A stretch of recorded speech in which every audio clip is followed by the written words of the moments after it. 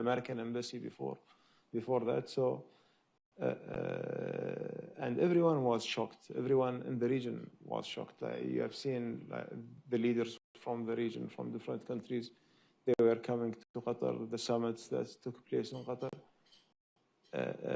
This has shaken like the entire understanding of what kind of security we have. Now, on the U.S. side, we, of course, the relationship that Qatar has with the U.S., we deeply appreciate it, we deeply value. And what we hear from the President and the Vice President and the Secretary of State, they were very clear that they have no knowledge about the attack. And of course, we respect what they are saying, and we understand that this is a decision that's been taken solely by the Israelis. But the concept itself to feel betrayed that you are attacking, a mediation while it's ongoing. At the same time, on the day of the attack, there were the Colombians negotiating, and just hundreds of meters away from that location. We had the Rwanda and DRC negotiations ongoing, and having this attack in Qatar on 9th of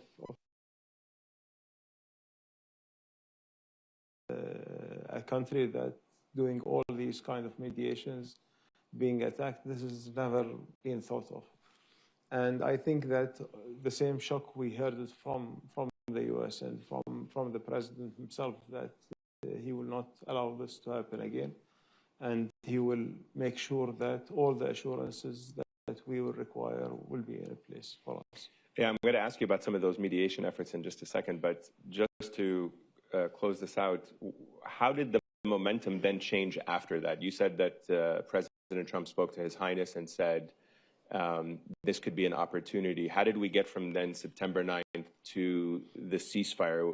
Did something change in the calculation of the Americans saying we're willing now to put leverage on Israel to bring them to sign this deal in a way that we hadn't seen before? Well, I think that the attack itself has shown the U.S. that there are all the red lines being crossed now in the region. And, Qatar is a country that hosts 10,000 U.S. soldiers. And we have the largest U.S. airbase outside the United States that we are hosting in Doha. Having an attack from a U.S. ally is out of the equation for us. Yeah. And it was never calculated in our defense formula. And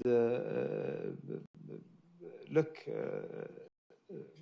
if you look at throughout the history of Qatar, we've been attacked 3 times.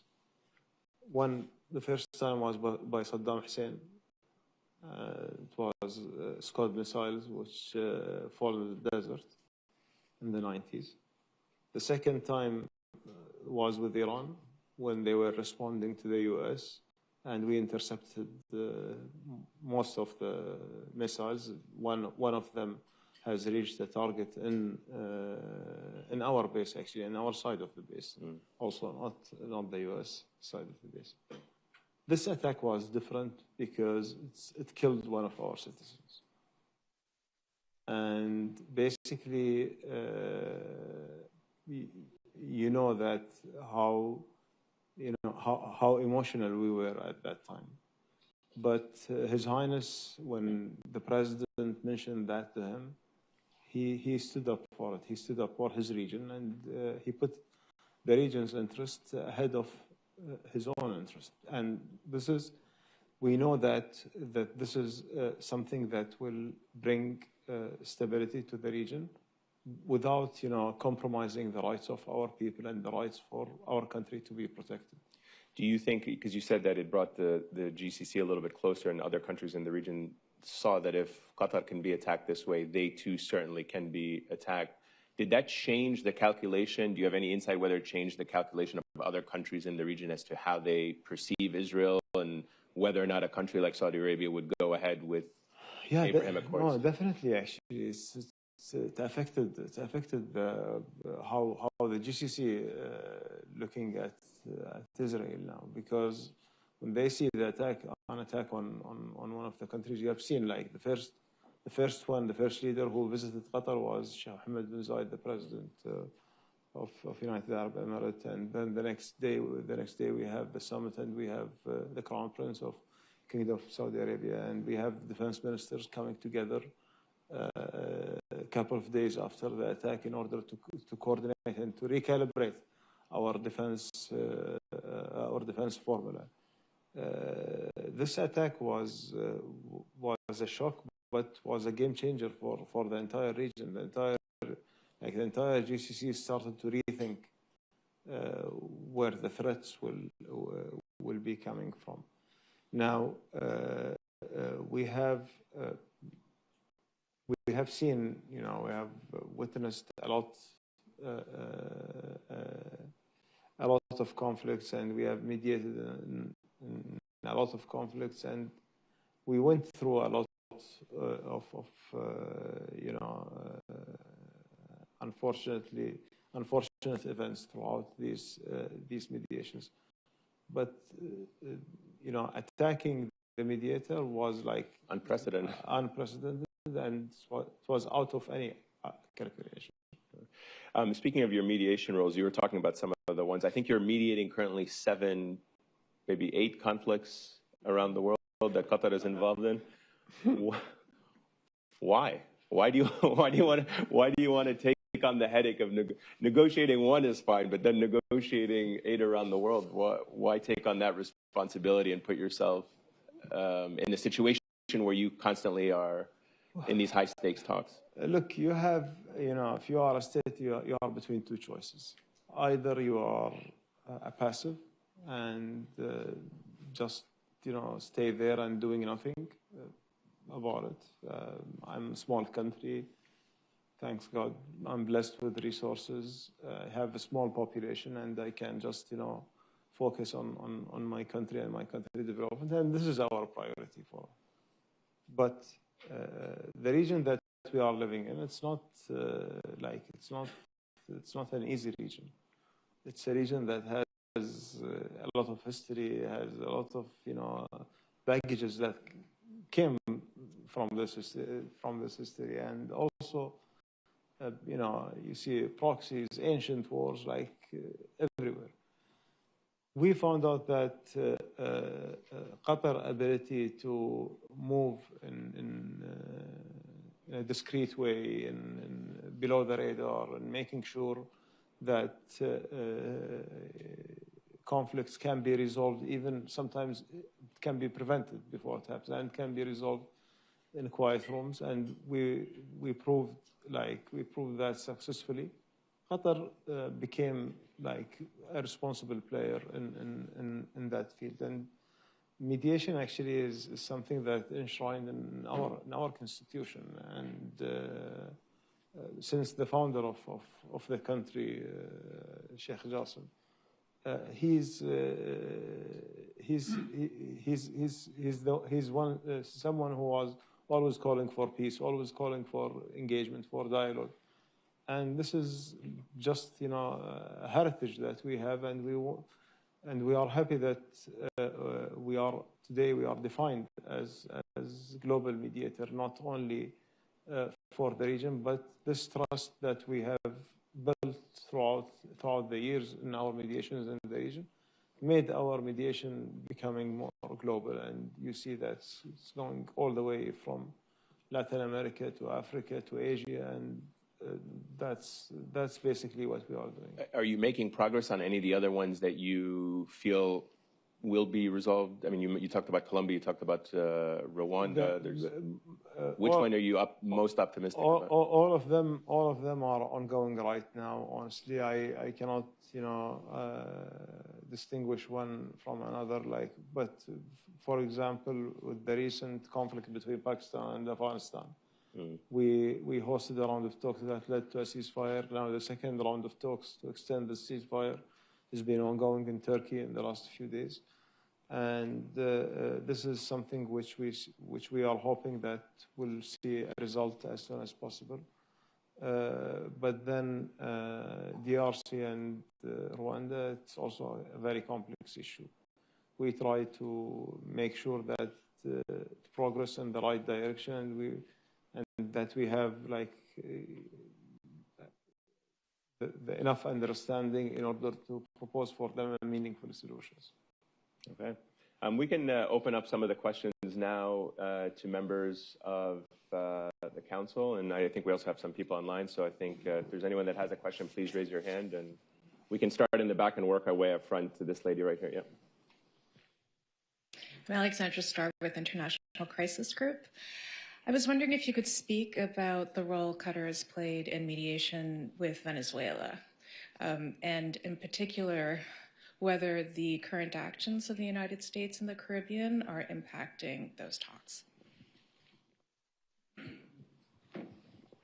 Regarding our efforts with Venezuela, we started this during President Biden administration when there was an engagement between the two governments, and this engagement actually has led to a release of some Americans back home. Now, with President Trump, we've been re-engaging with them if the U.S. are still interested in engaging to find a solution with Venezuela. We are ready to mediate and to help to facilitate that. But currently, there is nothing solid is ongoing. Actually, there was another lady that was here, and then you have right here, right here. Your Excellency, my name is Rina Amiri, the former Special Envoy for Afghan Women, Girls, and Human Rights. It's good to see you again.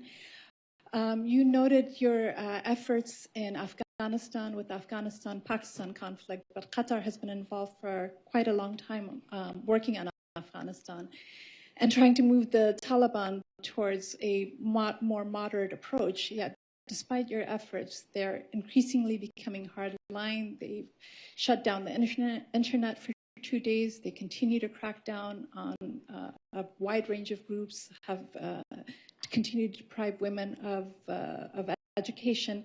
What do you see as the pathway towards moving Afghanistan towards greater inclusivity and stability, and what should the role of the international community be? Because we're seeing Afghanistan completely disappear from the attention of the broader international community. Thank you. Well, of course, we didn't expect after the agreement and Taliban took over the governance over there that we will have a smooth transition, or we will have Afghanistan that all of us we are aspiring to see. But also it didn't go as bad as it was expected, and we know that there are a lot of challenges over there. Now we need, when we look at it from our understanding, that there are some of the Afghan leaders who are trying to to put this agenda forward with all these restrictions. But there is also another camp within Afghanistan who wants to see Afghanistan opening up with the world and having a better relation with everyone around them. And I believe that what will prevail at the end, the ones who want to build a state that has a normal relationship with the international community, and basically the efforts to change this situation in Afghanistan should be carried out by the international community in a way, in an incentivizing way, instead of penalizing way. Our approach is, instead of saying that because you are doing that, I'm going to sanction you, should be the opposite when it comes to Afghanistan. If you are going to do this, I'm going to reward you by that. So I think that this mindset needs to be changed by the international community. Then we can get maybe Afghanistan in the right track. We have a virtual question that we can take, and then...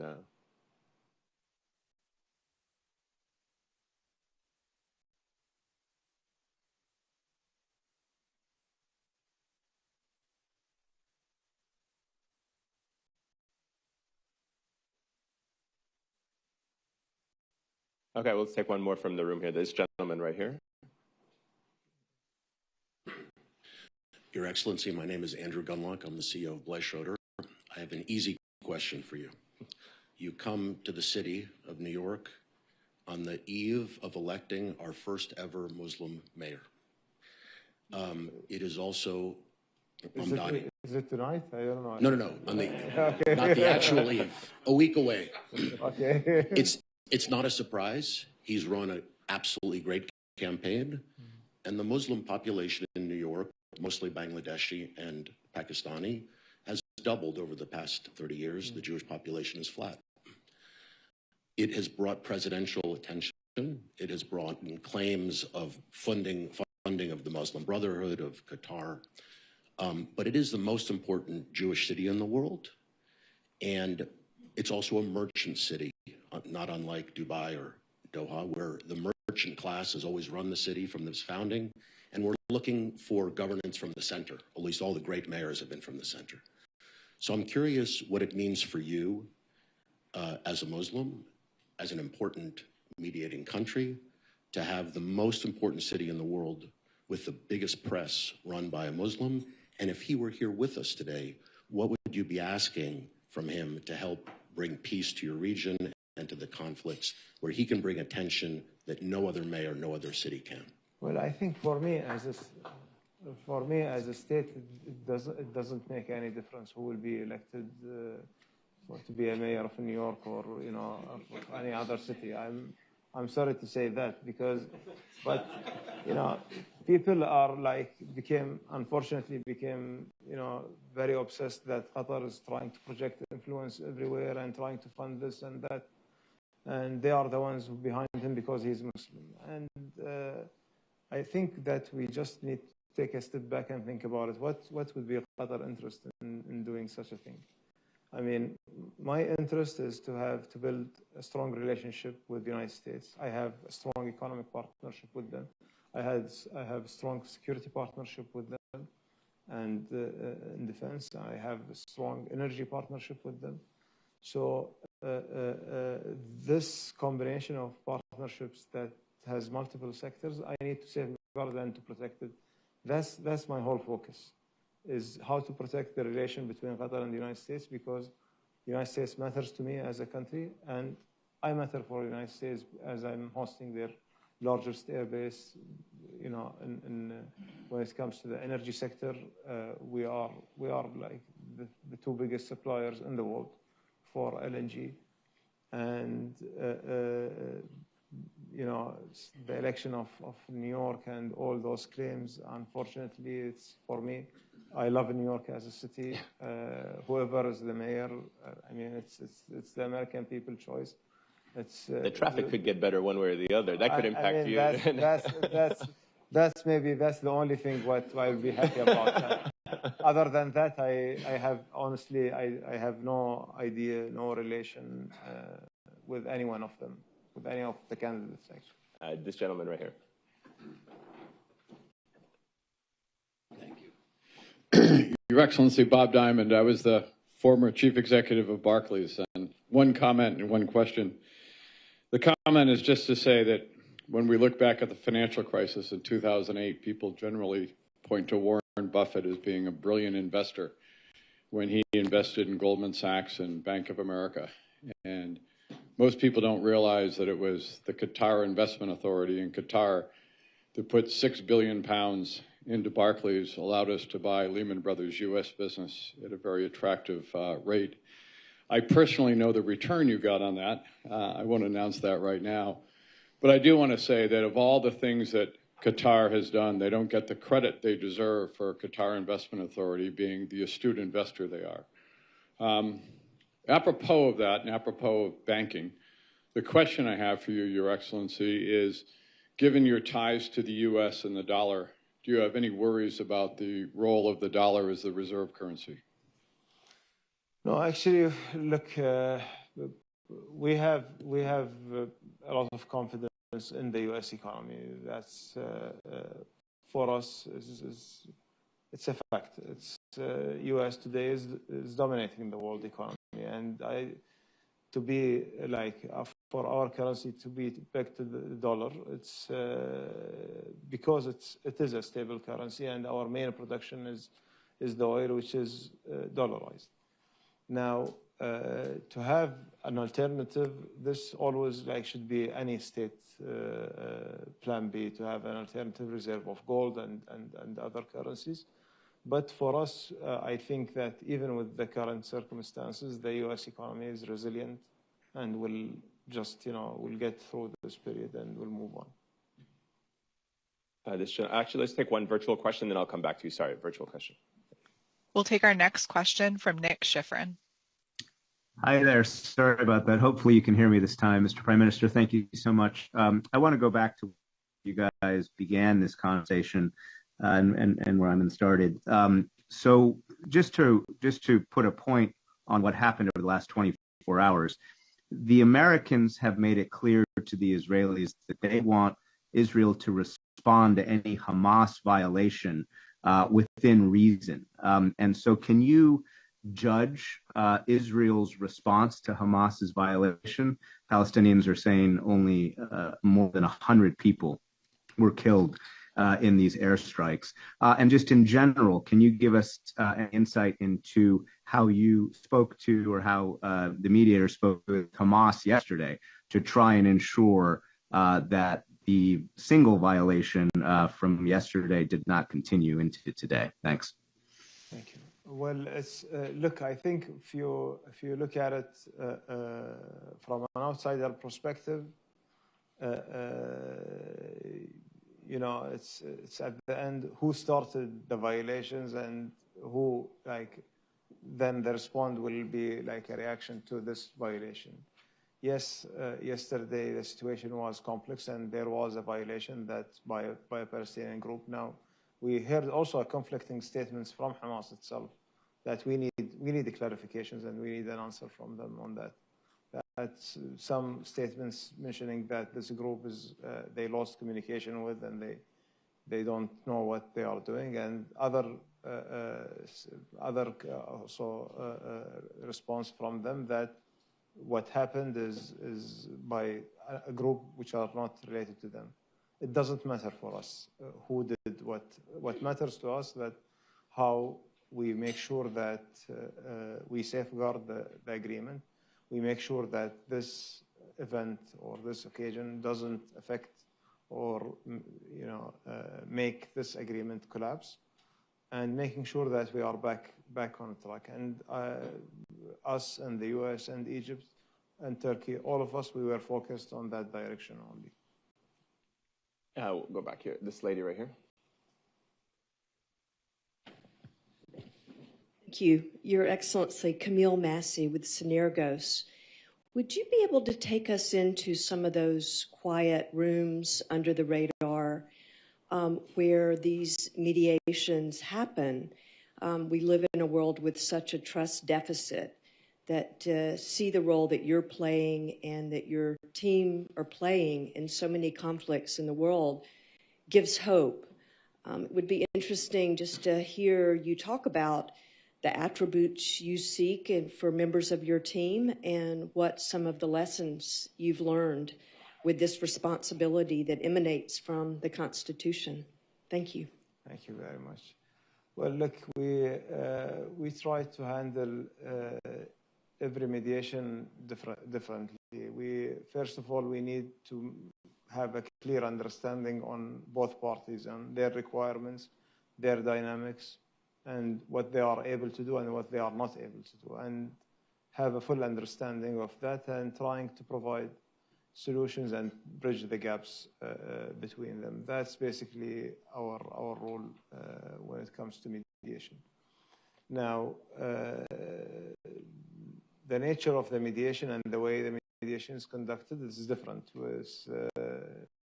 You have a situation where, like, for example, in the negotiations between U.S. and Taliban, It was a direct negotiations between the two parties, and Qatar was facilitating between them, making sure that every gap is bridged, making sure that whenever the talks collapse, that we bring them back together and we put them back on track. But if you talk about, for example, Israel and Hamas negotiations, they never been in the same room across each other from the table and talking to each other. And this is making our life very more challenging and more difficult because we are the messengers between both, and we are trying to present solutions genuinely thinking about it as a solution that satisfies both parties. So when I'm wearing the hat of the mediator, I don't look at what will be like my interest as a country. I look at the interest of the parties.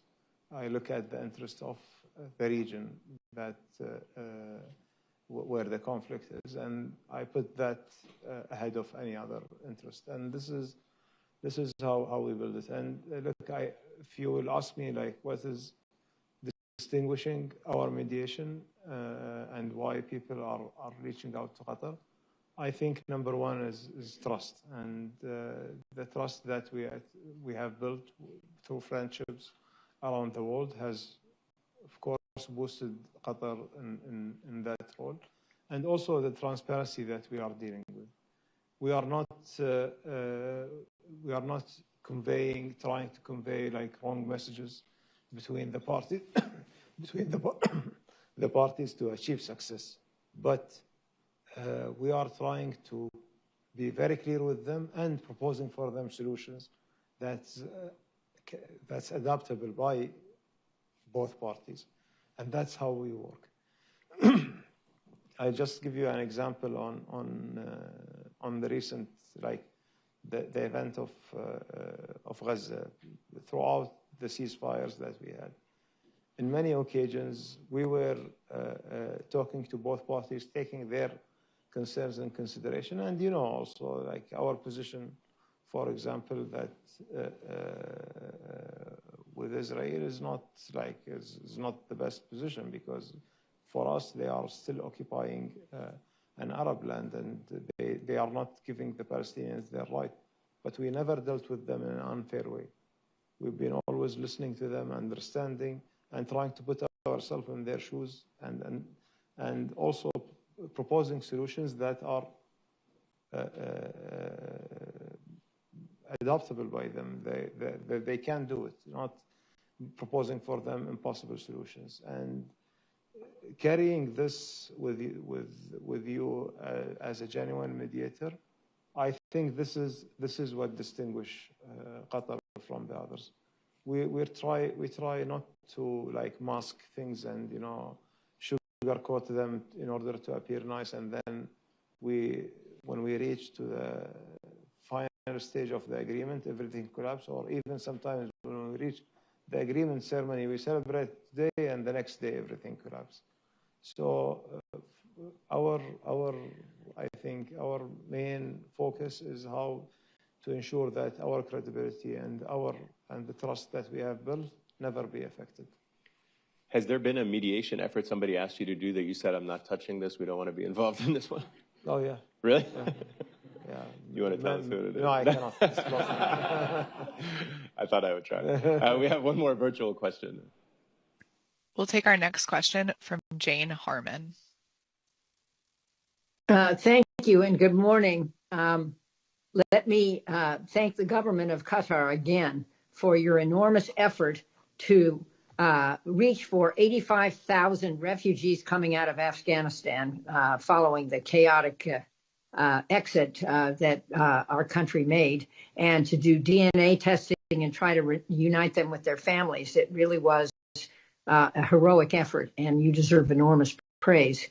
My question is about governance, both in the Palestinian Authority and in Israel.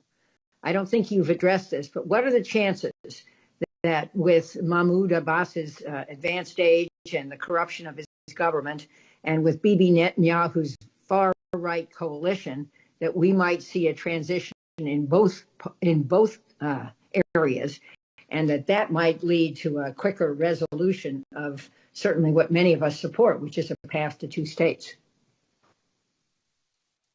Thank you very much. First, thank you for your kind words, and thank you for your questions. It's very important because today, when we are looking at the situation in Gaza, one of the main questions is the governance, how the governance will be identified, and how also for us, from an Arab perspective, how we make sure that Gaza will never be separated from the West Bank and they will be always dealt with as one unit. And this is also when I was talking about the understanding of the parties, because of our understanding of the dynamics, whether it's on the Israeli side or on the Palestinian side, we came up with this formula together with our partners in Egypt to have this independent Palestinian committee as a temporary solution until the reforms of the PA taking place, and then bringing them together under one umbrella. These efforts are carried out in terms of reforming the PA, carried out by many countries in the region, but led by the Kingdom of Saudi Arabia. And it's been progressing, and we are working very closely with them. I think that the Saudi-French plan that been announced during the United Nations General Assembly put clear milestones for the reformation that the Palestinian Authority needs to do.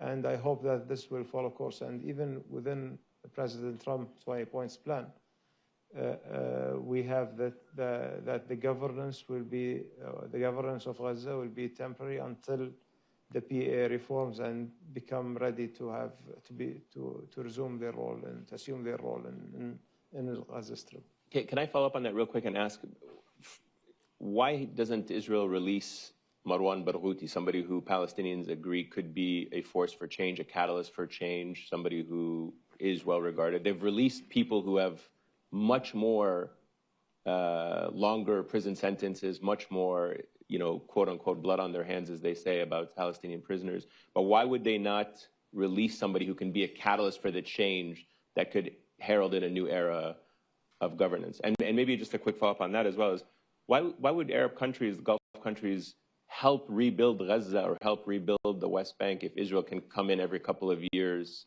with impunity and bomb it and no accountability? Well, you asked two important questions. First of all, regarding Marwan al-Barghouti and why they don't release him, I think this question needs to be asked for the Israeli government. But there are tens or maybe hundreds of Marwan al-Barghouti in the Israeli prisons that's been prosecuted and tortured and mistreated, and no one is talking about it. And we know, we've seen,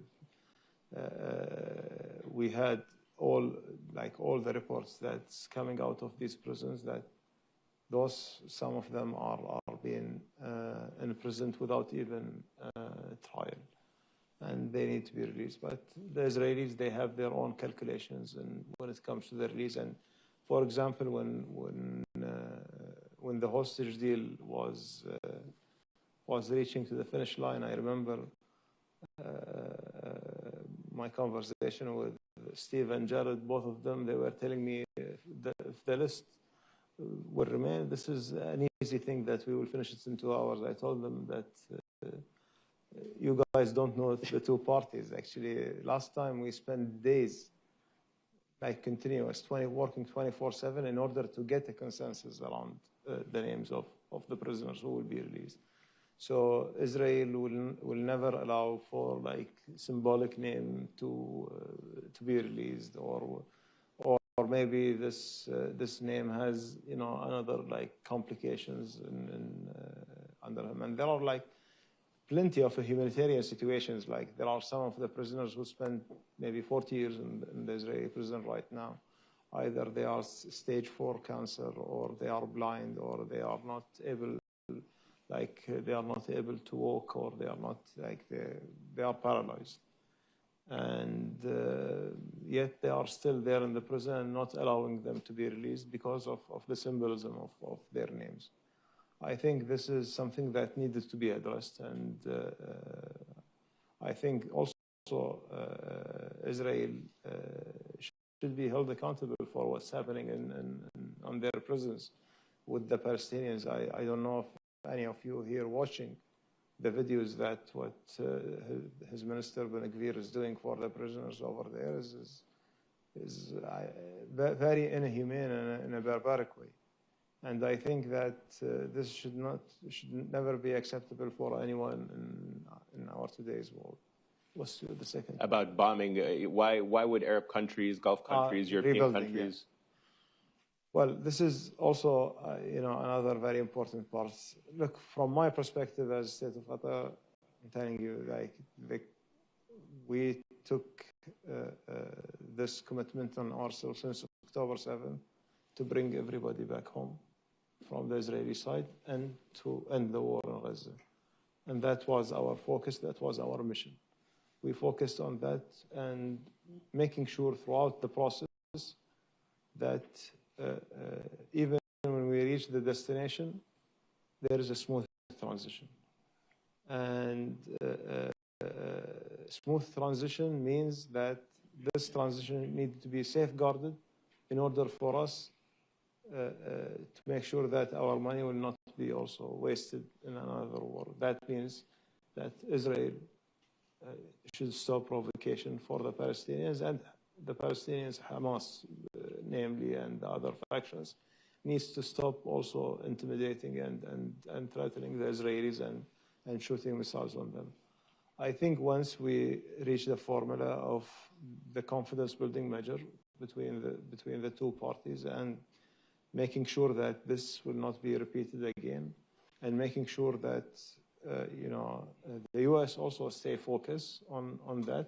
And with what I'm seeing right now and what I'm experiencing with the current administration, with both Steve and Jared, and also Admiral Cooper from the CENTCOM, we've seen them they are heavily involved and committed to the process, making sure that it's holding up. And we are working together with them closely on a day-to-day basis. And we told them that for us, we did our part, but we will always remain there helping you and supporting all the efforts of the reconstruction, of moving on to the next stage, and hopefully to get for the Palestinian the statehood at the end.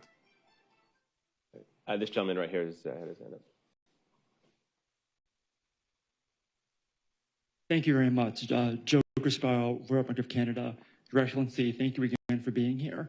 You launched Enterprise Qatar, a really great initiative to develop startups and small and medium-sized businesses in your country. We'd love to get your sentiment on the current entrepreneurial ecosystem and kind of mindset in your country. Thank you. Well, thank you. I didn't expect that question, but thank you very much, actually. You made my day. Because whenever I'm on a stage, everyone is interested about conflicts and wars, not about those positive stuff. But yes, that's right, actually. I was honored back in 2009 to establish what's called Enterprise Qatar, and to look at the ways how to enhance small and medium enterprises and making them a vital part of our economy. Of course, since that time until today, there are a lot of changes has happened, and we have seen the contribution and the growth in the small and medium enterprises sector in Qatar is growing in a significant way. And we have seen that even if you look at our growth reports in the last year, it's all led by non-hydrocarbon sectors, and mainly most of them are small and medium enterprises. Now we are trying to also to make sure that we are taking them throughout the journey and taking them from being small and medium to internationalize them and creating them as national champions for us, as other national champions that we have created as government. And this we are right now in the process of developing some instruments within the government that brings those companies to the next level. At the end of the day, Qatar is a small country with a small population. We have a small market, but when we look at ourselves, we don't look at only inside and how to serve our market. We are surrounded with like almost, you know, I don't know, India population, how big it is, but like I calculate just, you know, the adjacent countries, we are around 600 million. When you look at, you know, Iran and Pakistan and all the other countries without India, with India probably 2 billion. And it's all within a radius of 3 to 4 hours flights, or the shipping or in a very short, small number of days. So this is something that we want to capitalize on, and we want to bring our companies to help them to serve those markets. This lady right here. Hi, Naima Raza, I'm a journalist. 1 second, take the microphone, please. Yes. Sorry. Hi, thought I was so loud. Hi, Naima Raza here, journalist and podcaster. One country that I don't have a question about Qatari economic development, unfortunately, but I was going to ask you about Iran, a country that actually hasn't been mentioned for the last hour or so. Obviously, before the September 5th attack, there was the Iranian attack on a U.S. base in Qatar. I'm curious why it hasn't come up. Do you think the Iranians are less relevant now since U.S. strikes, or are they not playing a critical role in the region going forward from your perspective? I didn't get the question. The question is about Iran. Yeah, about and what role they play in the future of the region. On the future of the region. And why it hasn't really come up in the last hour. Are they less relevant? There's a theory out there. No. I'm responsible for the question. No. I mean, from all of us. So that bias is on me, but Look, first of all, just very brief geography lesson. Qatar is like almost 150 miles away from Iran coast, so it's nothing. Iran is my neighbor. I share with them the largest gas field in the world, and I own the majority of this gas field. For me, the stability of Iran is key. It's not a luxury that I'm just looking for. It's a necessity. For me, it's very important that Iran to be stable, and to be stable, we need to think about it in a diplomatic way, how we reach a solution through diplomacy, while we ensure that our region is a nuclear-free region. There is no nuclear race, and Iran has the right to develop their peaceful nuclear program for power generation or whatever within the international law. And it's concerning for us to see, sometimes, and to hear this rhetoric that's coming out from Israel or from Iran on the escalation. And we are trying to engage with the US and with the Iranians to make sure that the talks come back on track between the two countries, because I believe once we have the talks started between Iran and the US in a serious way, we can achieve an agreement, we can achieve a deal that will be better for everyone, for us in the region, for Iran, and for the United States. Yep. Sorry, we've run out of time, and I know the Prime Minister has a very busy schedule. Your Excellency, thank you so much. I just want to remind everyone this will be online.